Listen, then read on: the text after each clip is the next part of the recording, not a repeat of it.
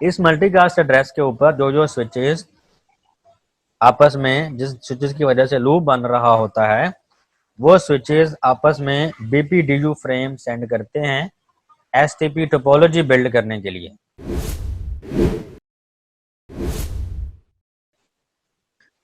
अब resolving layer two redundancy issues के इन इश्यूज को खत्म कैसे किया जाए।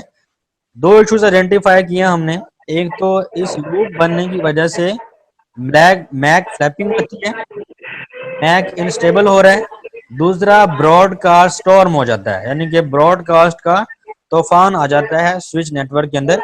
इसको खत्म करने के लिए हम क्या काम करते हैं, loops are eliminated by restricting traffic flow over redundant paths।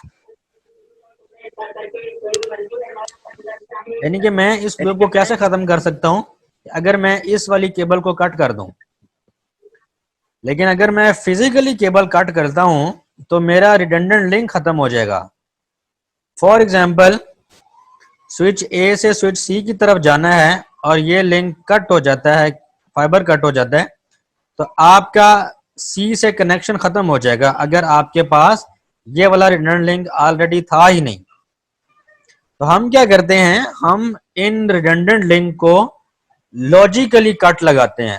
यानी कि फिजिकली केबल कनेक्ट होती है, बट लॉजिकली इस केबल के ऊपर कोई डाटा फ्लो नहीं होता, जिसकी वजह से ब्रॉडकास्ट नहीं बनती। ठीक है, तो हम पढ़ेंगे आज के इसको कैसे खत्म किया जाता है। इसका मैं सिंपल सा कॉन्सेप्ट ये भी देता चलूं कि अगर लेट्स सपोज एक स्विच है, इसकी 24 पोर्ट्स हैं, आपने एक पोर्ट से केबल कनेक्ट की, उसी केबल को आप दूसरी पोर्ट के साथ कनेक्ट कर देते हैं। अब अगर तो हम शरारतन ऐसा कर रहे हैं, तो जब इंसान नई नई नेटवर्किंग सीखता है तो इस तरह की शरारतें करते हैं।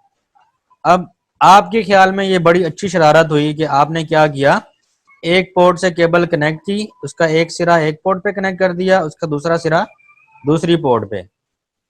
कि अब हो क्या रहा है, एक पोर्ट से फ्रेम निकलता है, दूसरी पोर्ट पे जाके एंटर हो जाता है, यानी कि लूप बन रहा है। यहां से निकलता है, यहां पे एंटर हो जाता है। तो इस लूप की वजह से ब्रॉडकास्ट स्टॉर्म बन रहा है, मैक फ्लैपिंग हो रही है और नेटवर्क के अंदर कंजेशन आ रही है और नेटवर्क आपका डाउन हो जाएगा। ठीक है, स्लो ब्राउजिंग के इश्यूज आना शुरू हो जाएंगे और एक वक्त ऐसा आएगा कि इंटरनेट बिल्कुल ही वर्क नहीं करेगा, बिकॉज लोड इतना ज्यादा हो गया है, ब्रॉडकास्ट इतनी हो चुकी है कि ट्रैफिक इतनी ज्यादा आ चुकी है लिंक्स के ऊपर कि अब आपकी जो एक्चुअल इंफॉर्मेशन है, जो यूजफुल इंफॉर्मेशन है, वो भी पास नहीं हो रही। ओके, इस सब का सोल्यूशन क्या है, spanning tree protocol. Spanning tree protocol, जिसको हम इन शॉर्ट एसटीपी कहा जाता है, तो it was developed to prevent the broadcast storms caused by switching loops. जो स्विचिंग लूप से ब्रॉडकास्ट जनरेट हो रही थी, उससे बचने के लिए ये प्रोटोकॉल डिजाइन किया गया था। STP was originally defined in IEEE 802.1d, ये IEEE का स्टैंडर्ड है। Switches running STP will build a map or topology of the entire switching network। इस टोपोलॉजी को, इस मैप को अब हम समझेंगे कि वो ये टोपोलॉजी कैसे बिल्ड करता है।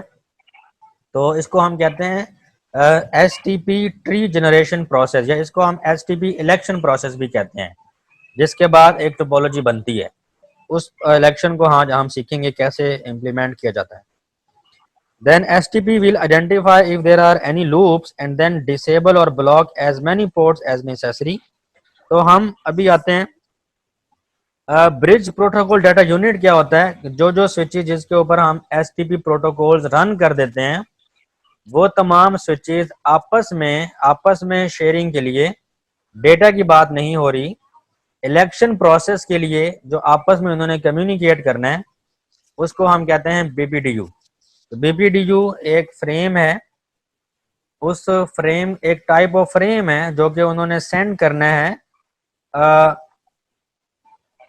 एसटीपी को, एसटीपी ट्री जनरेशन प्रोसेस या एसटीपी टोपोलॉजी को बनाने के लिए, ठीक है।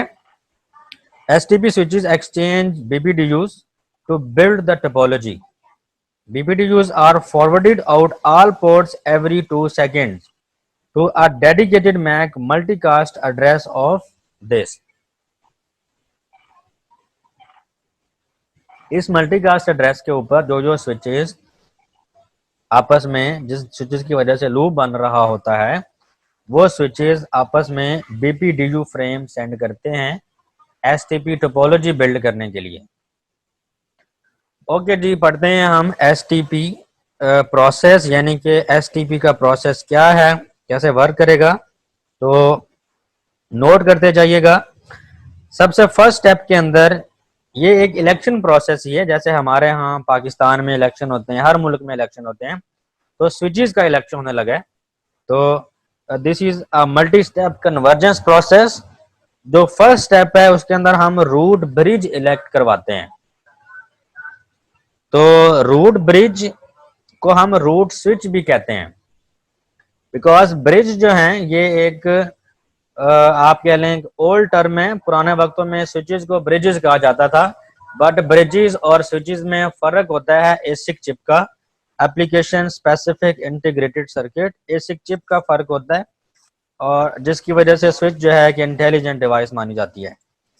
तो ये फर्क है, अदरवाइज पुराने वक्तों में स्विच को ही ब्रिज कहा जाता था।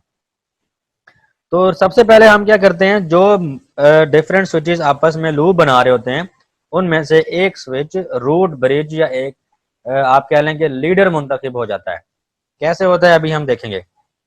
उसके बाद सेकंड नंबर पे जो इलेक्शन होता है रूट पोर्ट्स का, तो ये भी अभी हम देखेंगे रूट पोर्ट्स कैसे इलेक्ट हो जाती हैं।